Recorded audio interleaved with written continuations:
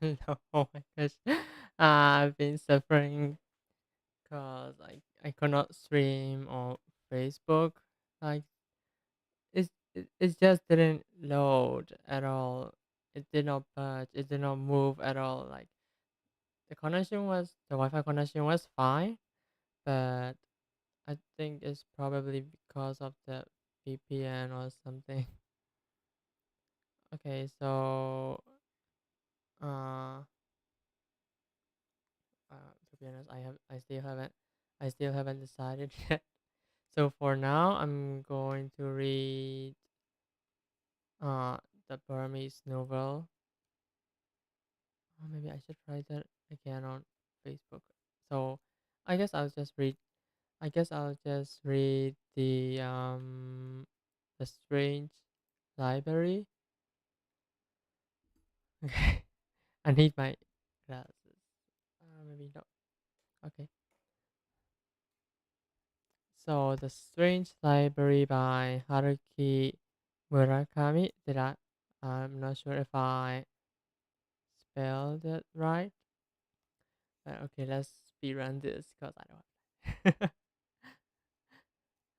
So to be honest, I haven't read this. Like I have read some parts of it, but I haven't read it till the end.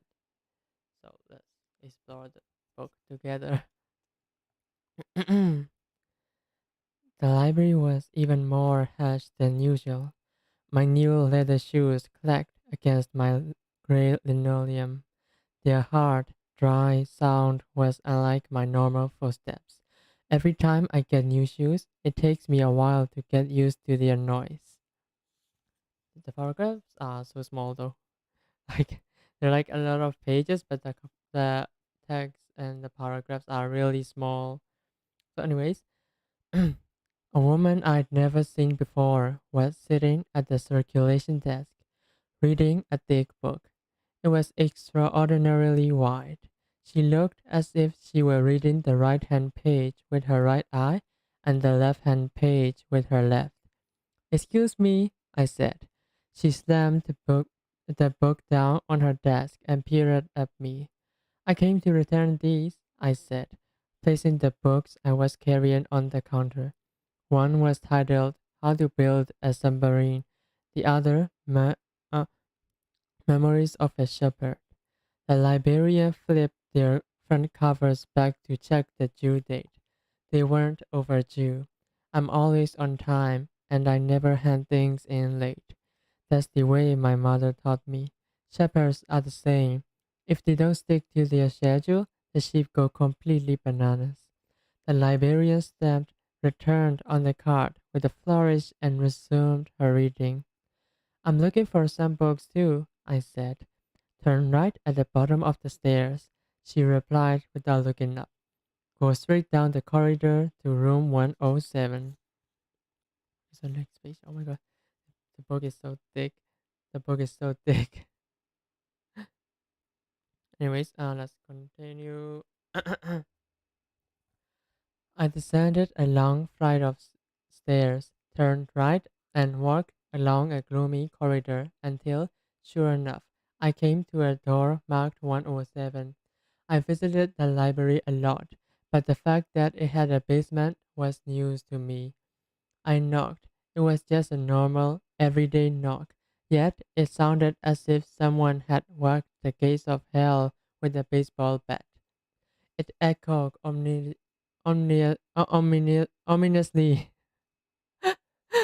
ominously in the corridor. I turned to run, but I didn't actually take a step, even though I wanted to. That wasn't the way I was raised. My mother taught me that if you knock on a door, you have to wait there until someone answers. Come in, said a voice from inside. It was low but penetrating. I opened the door. A little old man sat behind a little old desk in the middle of the room. Tiny black spots dotted his face like a swarm of flies. The old man was bald and wore glasses with thick lenses. His baldness looked incomplete. He had frizzy white hairs plastered against both sides of his head. It looked like a mountain after a big forest fire. Are you guys okay with that though? Am I like reading too fast? Like sometimes I get I get like feedback like I read too fast, but I'm still working on it. Maybe I'll put some subtitles later. Okay, if the speed is fine, let's continue. Like if you can not hear me well, just let me know. Okay. Okay. So, anyways, welcome, my boy, said the old man. How may I be of assistance?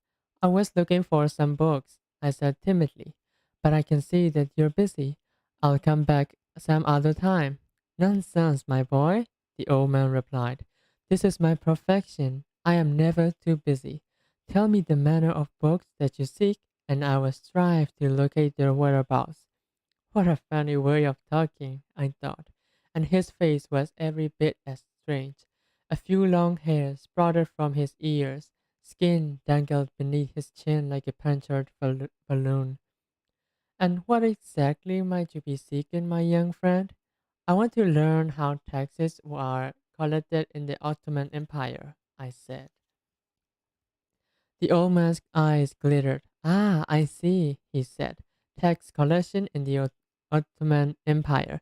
A fascinating subject if there was ever one. This made me squirm. To tell the truth, I wasn't all that eager to learn about Ottoman tax collection. The topic had just popped into my head on my way home from school. As in, I wonder, how did the Ottomans collect taxes? Like that? And ever since I was little, my mother had told me, if you don't know something, go to the library and look it up. Please don't bother, I said. It's really not that important. It is pretty academic after all. I just wanted to get out of that creepy room as quickly as possible. Don't trifle with me, the old man snapped. We possess a number of volumes that deal with tax collection in the Ottoman Empire.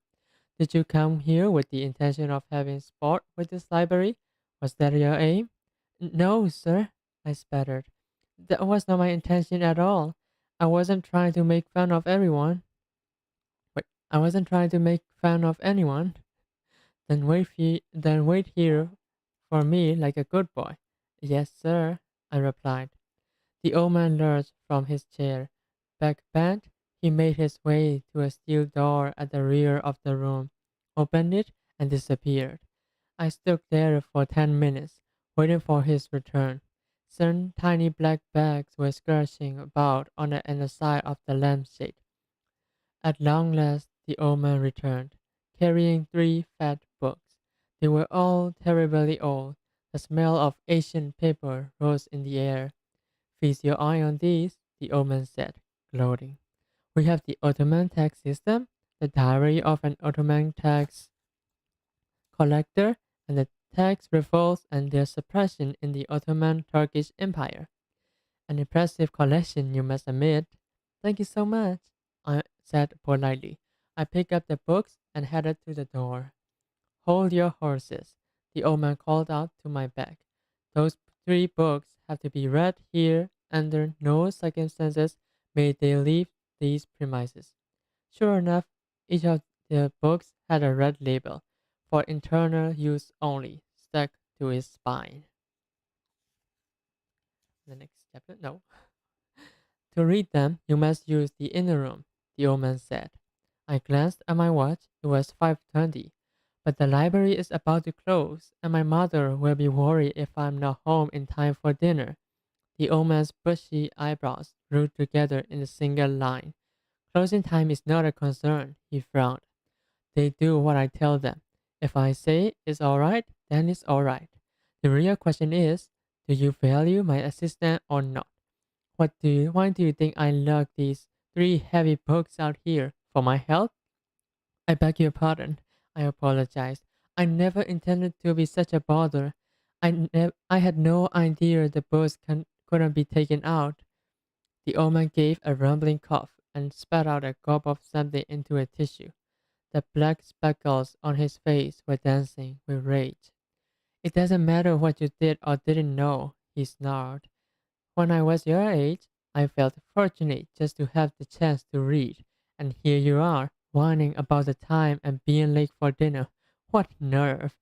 All right, I'll stay and read, I said, but just for 30 minutes. I'm not good at giving anyone a clear no, but I really can't stay any longer than that.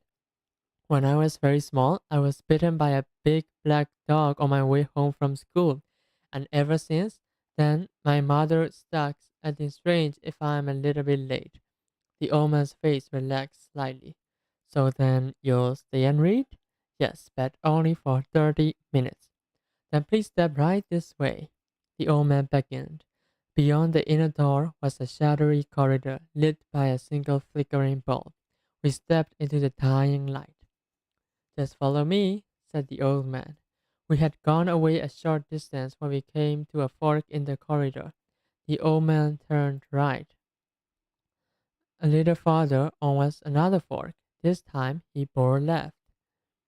The corridor forked and forked again, branching off repeatedly. And in every case, the old man chose our route without a moment's hesitation, swerving first to the right, then to the left. Sometimes he would open a door and we would enter a completely different corridor. My mind was in turmoil. It was too weird. How could a city library have such an enormous library in the basement? I mean, public libraries like this one are always short of money, so building even the tiniest of libraries had to be beyond their means. I considered asking the old man about this, but I feared that he would shout at me again. Finally, the maze came to an end at a large steel door. Hanging on the door was a sign that read Reading Room. The whole area was as quiet as a graveyard in the dead of night. The old man extracted a jangling ring of keys from his pocket and chose a big, old-fashioned one. He inserted it into a keyhole, shot me a brief but meaningful glance, and turned it to the right. There was a loud clank as the bolt fell into place. The door swung open with a long and nasty shriek. Well, well, here we are, said the old man. In you go. In there? I asked. That's the idea. But it's pitch black, I protested. Indeed, inside the door was as dark as a hole had been pierced to the cosmos. So are you guys okay till now? Uh, can you guys hear like word by word clearly? I just want to make sure before reading the other one. Oh my gosh, this is so fast. Let's speed run. Let's speed run the book. Okay, so the old man turned into me and drew himself up to his full height. Now, suddenly, he was big. The eyes beneath the bushy eyebrows flashed like a goat's eyes at twilight. Are you the sort of boy who finds fault with every little thing, however trivial? No, sir, I'm not like that at all. But it seems to me that enough with enough of your prattle, the old man said. I cannot abide people who conjure up a ruff of excuses, disparaging the efforts of those who have gone out of their way to help them. Such people are common trash. Please forgive me. I apologize. I'll go in. Why do I act like this, agreeing when I really disagree, letting people force me to do things I don't want to do? There's a stairway right on the other side of this door, the old man said. Hold tight to the railing so you don't take a tumble. I went in first, inching my way along. Then, when the old man closed the door behind us, all went completely dark. I could hear the click as he turned the lock. Why did you lock the door? Those are the rules. It must stay locked at all times. What could I do? I began my descent. It was a very long staircase, long enough, it seemed, to reach Brazil. The handrail was flaky with rust, not a ray of light anywhere. Finally, we reached the bottom of the staircase. I could see a glimmer further in. just a feeble glow, really, but still strong enough to make my eyes hurt after the long darkness. Someone approached me from the back of the room and took my hand, a small man clad in the skin of a sheep. Hey, thanks for coming, the sheepman said. Good afternoon, I replied. It was a real sheepskin, and it covered with every inch of the sheepman's body. There was an opening for the face, however, through which peeped a friendly pair of eyes. The costume suited him well. The sheepman looked at me for a moment. Then his eyes shifted to the three books in my hand. Holy moly, you came here to read? For real? That's right, I answered. You mean you really and truly came to read those books? There was something strange about the sheepman's way of speaking. I found myself at a loss for words. Come on, out with it, the old man demanded. You came here to read. Is that not a fact? Give him a straight answer. Yes, I came here to read. You heard him, the old man crowed. But, sir, said the sheepman, he's only a child. Silence, thundered the old man. He drew a willow switch from his back pocket and whipped the sheepman across his face. Take him to the reading room, now! The sheepman looked troubled, but he took my hand anyway.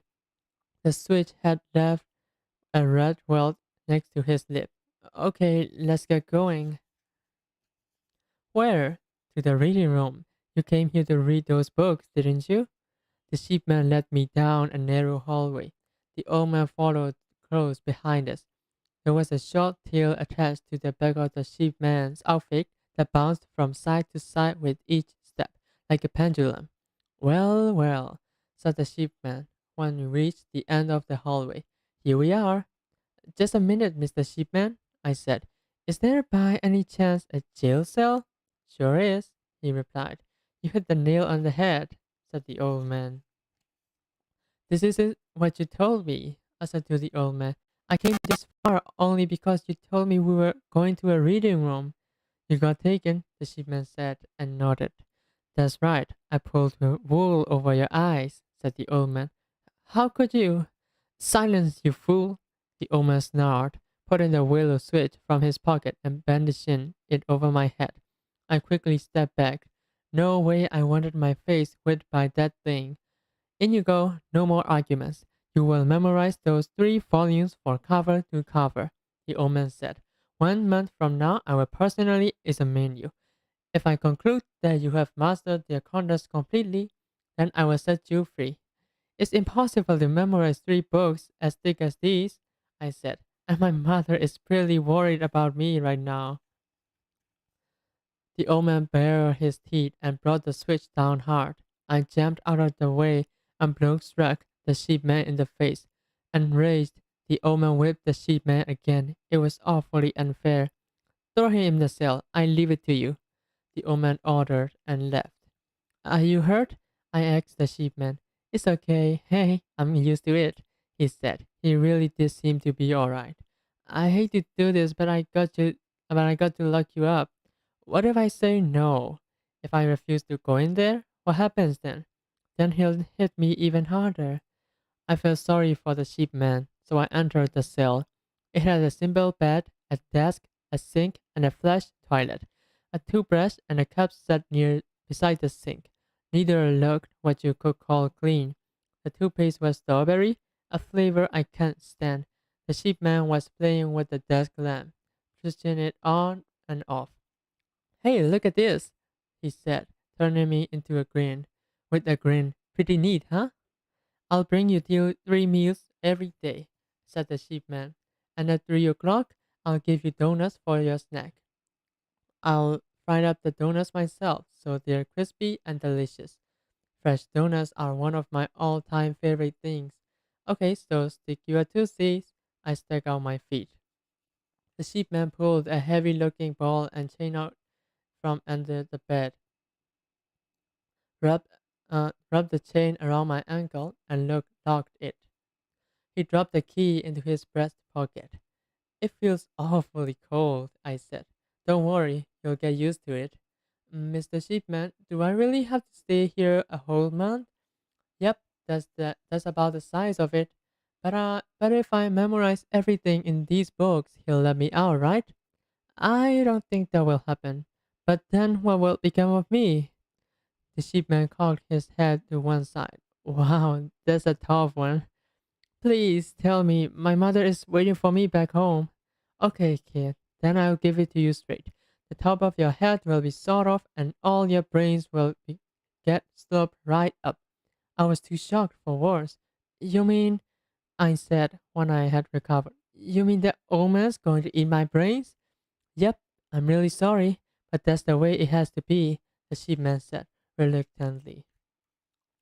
But hey, this kind of thing's going on in libraries everywhere, more or less, that is. This news staggered me. In libraries? Everywhere? I stammered. If all they did was lend out knowledge for free, what will the payoff be for them?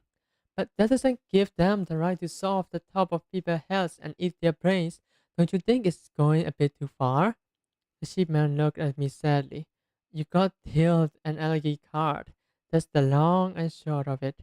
These things happen. But my mother's going to worry herself sick waiting for me. Can't you help me sneak out of this place? No, that wouldn't work. If I did that, I'll be chucked into a jar full of hairy caterpillars. A big jar with about 10,000 of the beggars crawling around for 3 whole days. That's terrible, I said. So you see, I can't let you make a run for it, kid. I'm really sorry. The sheepman departed, leaving me alone in the tiny cell. I threw myself face down on the hard mattress and sobbed for 1 whole hour. My pillow, a blue one stuffed with a buckwheat husk, was dripping wet by the end. The metal ball chained to my ankle weighed a ton. When I checked my watch, it was exactly 6:30. My mother would be preparing dinner and waiting for my return. I could see her pacing the kitchen floor, her eyes fixed on the hands of the clock. If I still wasn't home at bedtime, she might really go over the edge. There's the type of mother she is. When something happens, she imagines the worst, and it snowballs from there. So she either obsesses about all the bad things that can happen, or else plants herself on the sofa and stares at the TV. At 7 o'clock, someone knocked on the door. A small, quiet knock. Come in, I said. A key turned in the lock, and came a girl pushing a tea cart. She was so pretty that looking at her made my eyes hurt. She appeared to be about my age. Her neck, wrist, and ankles were so slender they seemed as they might break under the slightest pressure. Her long, straight hair shone as it was spun with jewels. She studied my face for a moment, then she took the dishes of food that were on the tea cart and arranged them on my desk. All without a word, I remained speechless, overwhelmed by her beauty. The food looks how do you pronounce that? Scrumptious? Ah, yeah, the food looked scrumptious. There was piping hot tea. Wait, there was piping hot sea urchin soup and grilled Spanish mackerel with sour cream, white asparagus, and sesame seeds dressing, a lettuce and cucumber salad, a warm roll with a pat of batter. There was also a big glass of grape juice. When she finished laying it out, the girl turned and spoke to me with her hands. Now wipe away your tears. It's time to eat. Don't you have a voice? I asked her. No, I don't. My vocal cords were destroyed when I was little. Destroyed? I cried in surprise. By whom? She didn't answer. Instead, she smiled sweetly. It was a smile so radiant that the air seemed to thin around it. Please understand, she said. The sheep man is in bed. He has a kind heart, but the old man terrifies him. I understand, I said, but still. She drew near me and placed her hand on mine. It was a small, soft hand. I thought my heart might break in two. Eat it while it's hot, she said. Hot food will give you strength. She opened the door and left the room, pushing the tea cart in front of her. Her movements were as quick and light as a May breeze. The food was delicious, but I could get only half of it down. If I didn't make it home, The worry might drive my mother to another breakdown. She would probably forget to feed my pet starling, and it would starve to death. Yet, how could I escape? A heavy ball and chain was attached to my ankle, and the door was locked. Even if I managed to open the door, could I make it through the long maze of corridors? I sighed and started to cry again, but curling up in bed and sniveling didn't wasn't going to help. Oh wait, yeah. Sorry. So I pulled myself together and finished my meal. I decided the best thing I could do was sit at the desk and read. If I was going to find a way to escape, first I have to put my enemy off his guard. That means pretending to follow his orders. I figured that it wouldn't be so hard. After all, I was the type of boy who naturally followed orders. I picked up the diary of an Ottoman tax collector and began to read. The book was written in classical Turkish. Yet, strangely, I found it easy to understand. Not only that, but each page stuck in my memory, word for word. For some reason or other, my brain was sopping up everything that I read. As I flipped the pages, I became the Turkish tax collector. Uh, I don't know the pronunciation of the word though. It's a name. I think it's Ibn Ermut Hasser, who walked the streets of Istanbul with the I don't know, scimitar or something. I don't know. It's like a really old word. It's like a really Asian word. At his waist, collecting taxes. The air was filled with the scent of fruit and chickens, tobacco and coffee.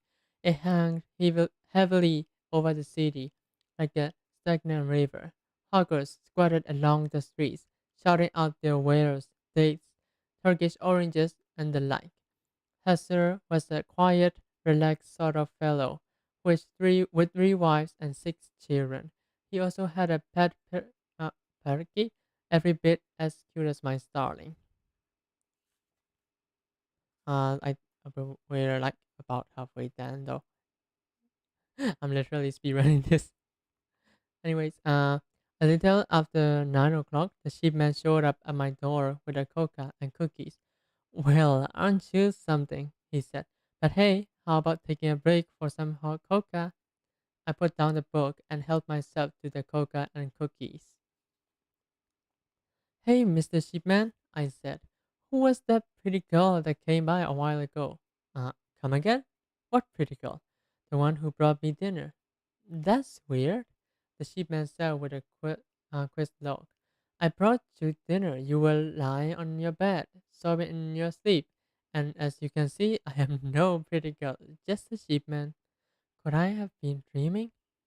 Yet the very next evening, the mysterious girl showed up again. This time, she brought sausage with potato salad, stuffed snapper, radish sprout salad, a large croissant, and black tea sweetened with honey. Just looking at all of it made me hungry.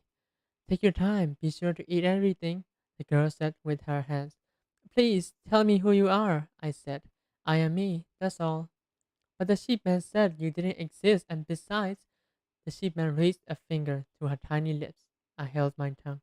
The sheepman has his world, I have mine, and you have yours too, am I right? That you are. So just because I don't exist in the sheepman's world, it doesn't mean that I don't exist at all. I get it, I said. Our worlds are just jumbled together. Your world, my world, the sheepman's world. Sometimes they overlap and sometimes they don't. That's what you mean, right? She gave two small nods. I'm not a complete idiot, but my mind got scrambled when a big black dog bit me. It's like a tongue twister. Oh my gosh. Anyways, but my mind got scrambled when that big black dog bit me, and it hasn't been quite right since. The girl perched on the bed and watched as I sat at the desk and ate my dinner. Her small hands were clasped firmly on her knees. She looked like a delicate glass figurine absorbing the rays of the morning sun. I'd really like to introduce you to my mother and my pet starling, I said to the girl. My starling is so smart and very cute. The girl tilted her head just a bit to one side. My mother's nice too, and she worries about me too much. That's because a dog bit me when I was little. What kind of dog? A big black one. It had the leather collar stuffed with jewels and green eyes and huge legs and six claws on each paw. The tips of its ears are split in two, and its nose was reddish brown, like it was sunburned. Have you ever been bitten by a dog? No, I haven't, said the girl. Now forget about the dog and finish your dinner. I stopped talking and finished my meal. Then I drank the honey tea that made me nice and warm. I've got to escape from this place, I said. My mother's worried and my starling will starve if I don't feed her. Will you take me with you? Of course, I said. But I'm not sure if I can make it out. I've got an iron ball chained to my ankle, and the corridor is deliberate. And the cheap man will receive a horrible punishment when the old man discovers I'm gone for letting me get away. We can take the sheep man with us. The three of us can escape together. Wait, I'm gonna flip it. Page, okay. Do you think he'll join us? The girl gave me a bright smile. Then, just like the previous evening, she slipped nimbly through the crack in the barely open door and was gone. I was reading at my desk when I heard the sound of the lock turning and the sheepman entered with a tray of donuts and lemonade.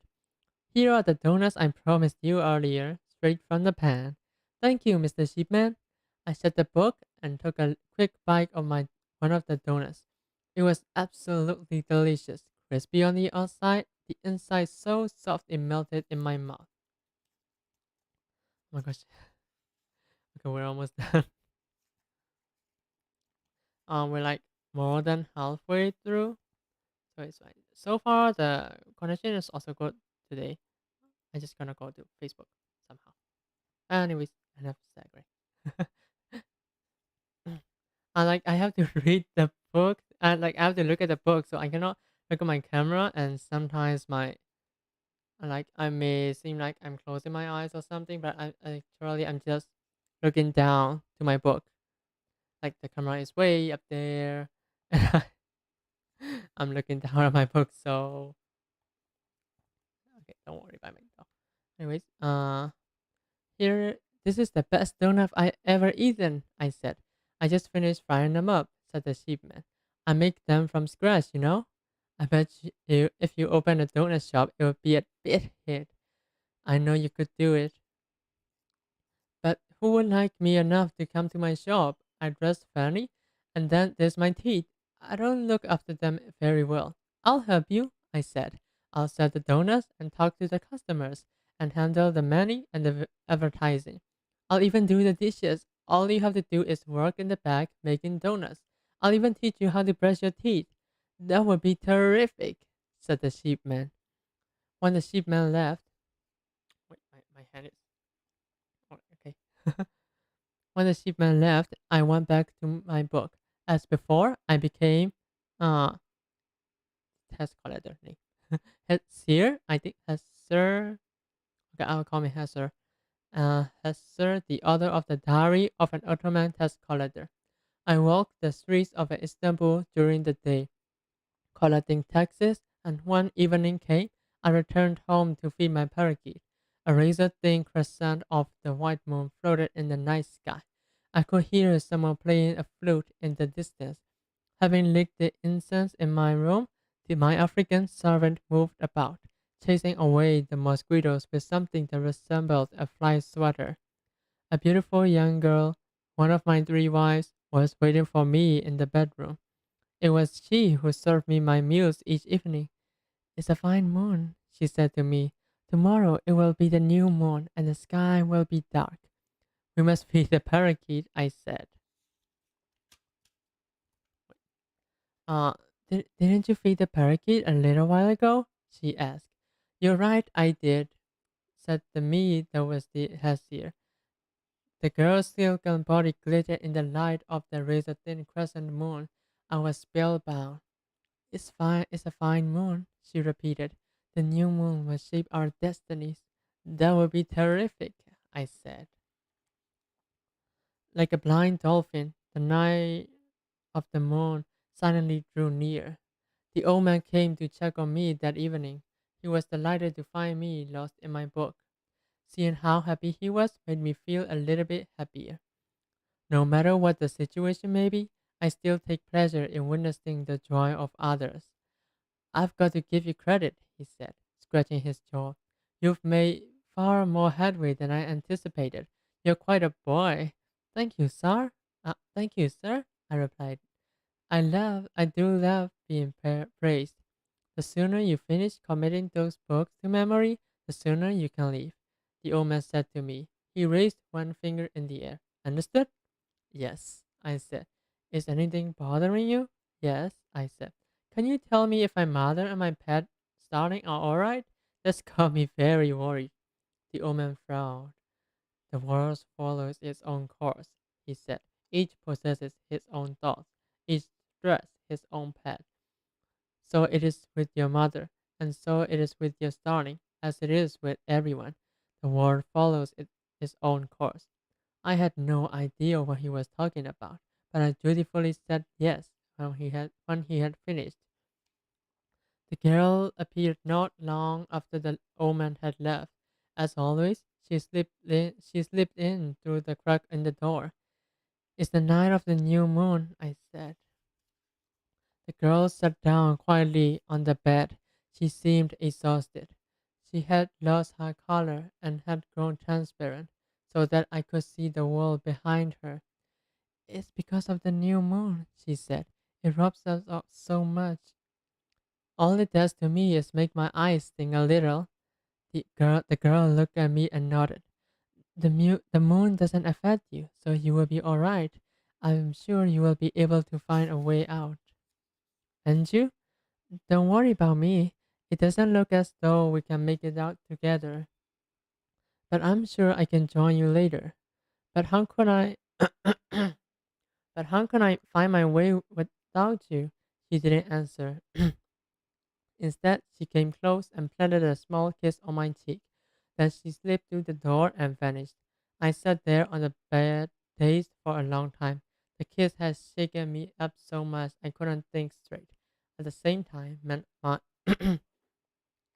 my anxiety had turned into an anxiety quite lacking in anxiousness. And any anxiety that is not especially anxious is, in the end, an anxiety hardly worth mentioning. Oh, hello. I'm reading the strange library. It's it's probably a nice book. So for now, until now, it's pretty interesting. I guess it's like multi-universe theory or something. Quantum physics thing. Now, hello. Now we are at chapter 20. The book has only like 26 chapters. So, anyways, this is chapter 20. Not long afterward, the sheep man had returned. He was holding a plate piled with donuts. Hey, what's the matter? You look zonked. Are you sick or something? No, I was just thinking. Did I hear right? You're making a run for it tonight? Can I come along? Of course you can come, but who told you? I passed some girl in the corridor a minute ago, and she told me, so we were both leaving together. I had no idea there was a girl that pretty around here. Is she a pal of yours? Well, I stammered. I see. Gosh, it would be great to have someone cool like that for a pal. If we can get out of here, Mr. Shipman, I bet you have lots of cool friends. That would be terrific, said the sheepman. But if we don't make it out, there will be hell to pray for both of us. By hell to pray, you mean the jar of 10,000 caterpillars? That's about the size of it, the sheepman said mournfully. The thought of sharing a jar with 10,000 caterpillars for 3 days sent a chill up my spine. Yet the warmth of the fresh donuts in my belly and the girl's kiss on my cheek had dispelled all my fears. I put away 3 donuts and the sheepman had 6. I'm a lost cause on an empty stomach, the sheepman said. By way of apology, he wiped some sugar from the corner of his mouth with a stubby finger. Somehow a clock struck 9. The sheepman stood up and shook his legs several times to reacquaint the sheep costume with his body. It was time for us to leave. He removed the ball and chain from my ankle. We exited the room and set off down the dim corridor. My feet were bare, for I had left my shoes in the cell. My mother would hit the roof when she learned I'd left them somewhere. They were very good leather shoes, and she had given them to me as a birthday present. Still, it wasn't worth risking the chance that their noise might wake up the old man. I thought about those shoes as we walked through the big metal door. The sheepman was leading the way. I was half a head taller, so his two ears were bobbing up and down right in front of my nose the whole time. Hey, Mr. Sheepman, I whispered to him. What? He whispered back. How good is the old man's hearing? Tonight's the new moon, so he'll be fast asleep in his room, but he's a sharp cookie, as you've seen. So you'd best forget those shoes. Shoes you can replace, but you cannot replace your brains for your life. You're right about that, Mr. Sheepman. If he wakes up and comes after me with that willow switch, it's curtains. I'm no good for you then. When he whips me, I'm helpless. It's like I became his slave. Did the switch have some special power? You've got me, said the sheepman. He thought for a moment. It seems to be a pretty regular willow switch, but I don't know. But when he starts hitting you with it, you're helpless, right? That's the size of it. So you'd best forget about these shoes. We walked a little further down the long corridor without speaking. Hey, said the sheepman, what is it? You forgot the shoes, didn't you? Yes, I've forgotten them, I replied. Thanks to his question, however, the shoe that I had managed to forget walked right back into my head. The staircase was cold and slippery, the front edges of its stone steps worn off with use. Ever, every so often, I step on what felt like a bug. When you're climbing barefoot in the pitch dark, that's not a great feeling. Sometimes the thing was soft and squishy, sometimes it crunched. Darn, I thought, I should have worn those shoes after all. At long last, we reached the top of the staircase and arrived at the metal door. The sheepman pulled a large ring of keys from his pocket. Got to do this quietly. Don't want to wake up the old man. That's right, I said. He inserted a key and turned it to the left. There was a loud ka-chunk on the door, opened with a loud screech. Nothing quiet about it after all. From here on, it's a really complicated maze, I said. You're right, said the sheepman. There's a maze now that I think of it. Can't remember it too well, but we'll figure something out. Hearing them made me a little uneasy. The tricky thing about these mazes is that you don't know if you've chosen the right path until the very end. If it turns out that you were wrong, it's usually too late to go back and start again. That's the problem with mazes.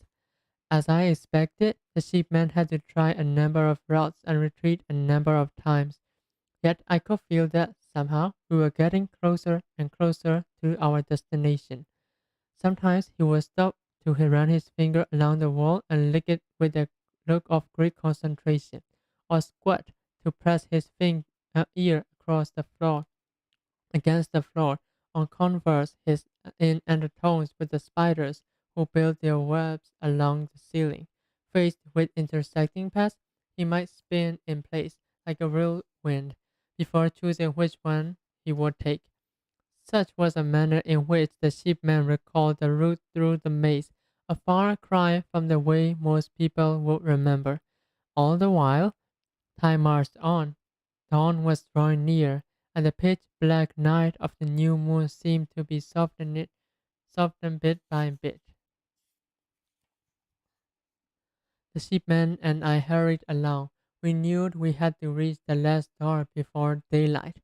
Otherwise, the old man would wake to find us gone and would set off in pursuit.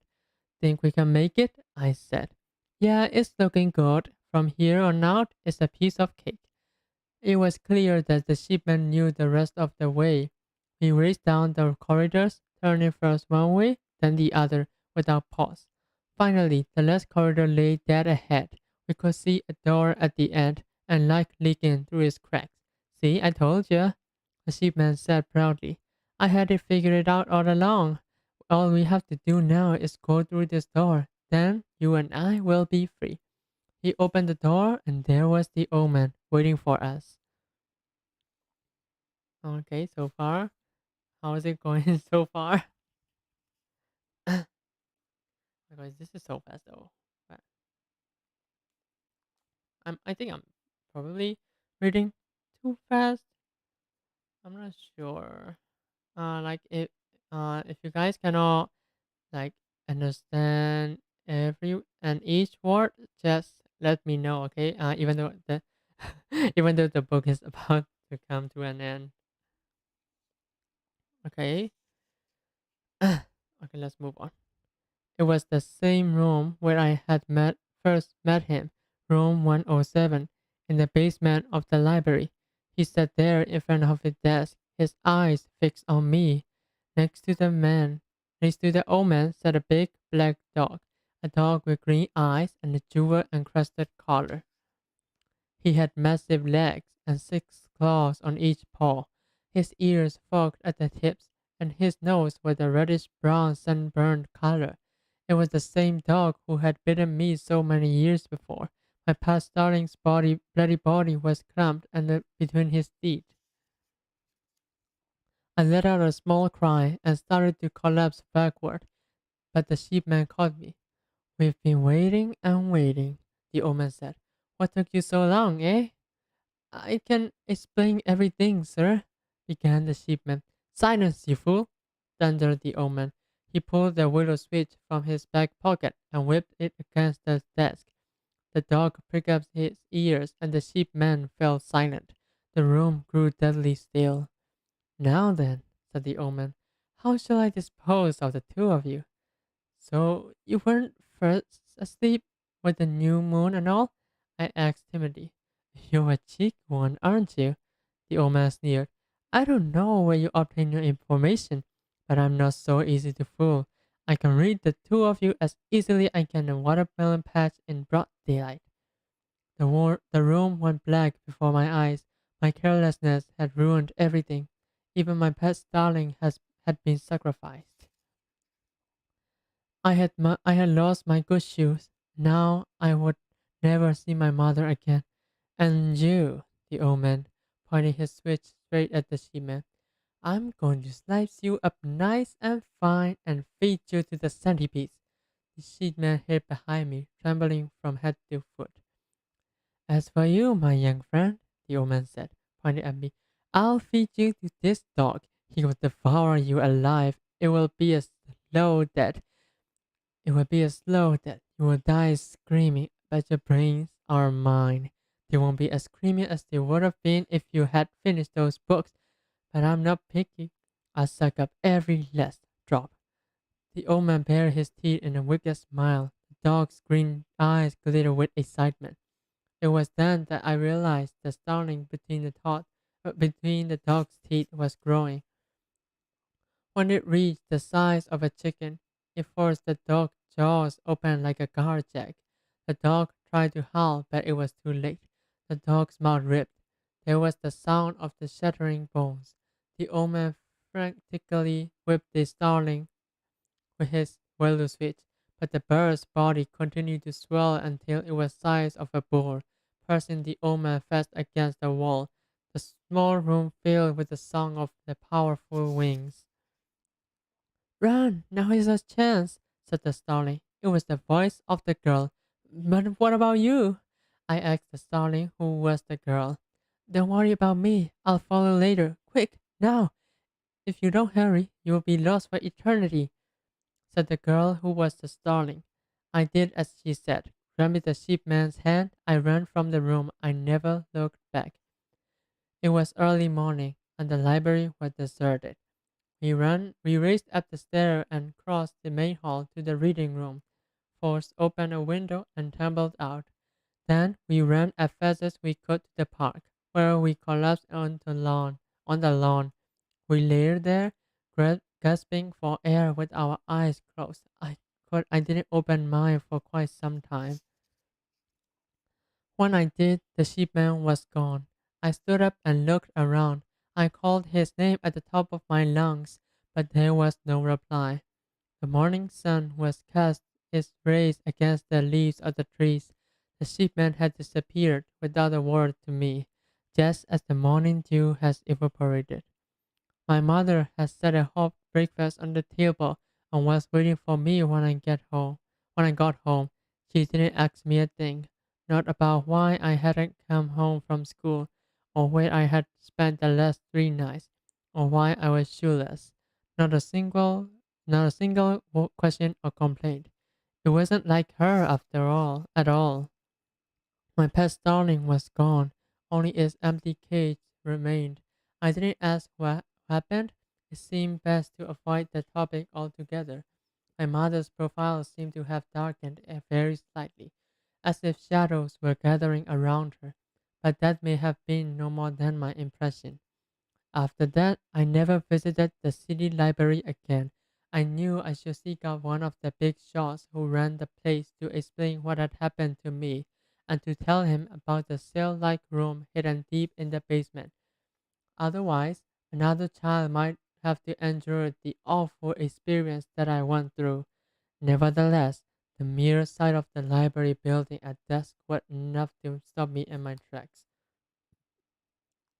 I do occasionally think about the new leather shoes I left behind in the basement, though. That leads me to the memories of the sheepman and the beautiful voiceless girl. Did they really exist? How much of that remember really happened? To be honest, I can't be certain. All I know for sure is that I lost my shoes and my pet starling. My mother died last Tuesday. She had been suffering from a mysterious illness, and that morning she quietly slipped away. There was a simple funeral, and now I am totally alone. No mother, no pet darling, no sheepman, no girl. I lie here by myself in the dark at 2 o'clock in the morning and think about the cell in the library basement, about how it feels to be alone, and the depth of the darkness surrounding me, darkness at pitch of the night of the new moon. Well, that was all. That's all though. It was kind of confusing, probably. But so far, it was pretty interesting though. What do you guys think? Was it like a good book? Uh, I got it as a gift. I think. Yeah. I got it as a gift. I got it as a gift. Like, mm, like I just got it from a friend, and I haven't read it like until the end. I just I just did that. I just did that right now. It was pretty interesting. I would say I wonder if it would have like you know another volume of it. I'm not sure about that. So let's see. Let's read the description. Yeah, does it have like description? Nah, it doesn't. It doesn't have like a description. There's just like a usual note about the author. So next time, like if I'm reading a book, I will try to stream on Facebook again. I can stream on Twitch, but like I want to move to Facebook first. So that's all for today. I hope you guys enjoyed my reading, and I really hoped I did. I like you guys could hear me well, because it was pretty tiring. It's pretty tiring. Uh, so again, that's all for today. Thank you everyone for coming to my stream. I will try to read better in the future. I will try to make myself clear and have a nice voice. So bye. See ya. I have a stream. Yeah, I'm going to finish one hand clapping. that that came on Wednesday on YouTube. So stay tuned and bye.